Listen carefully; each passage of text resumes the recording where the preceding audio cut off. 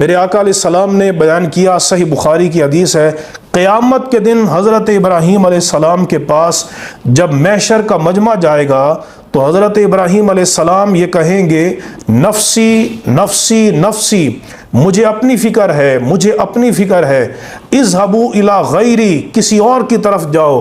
اور فرمائیں گے ربی غضب غضبا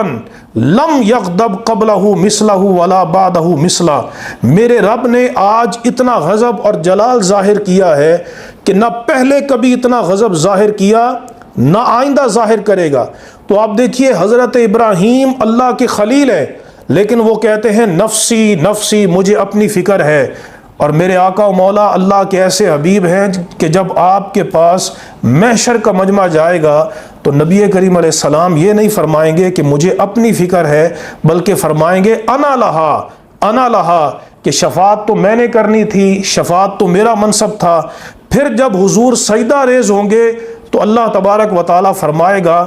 ارفع رأسک یا محمد، اے محمد اپنا سر انور اٹھاؤ،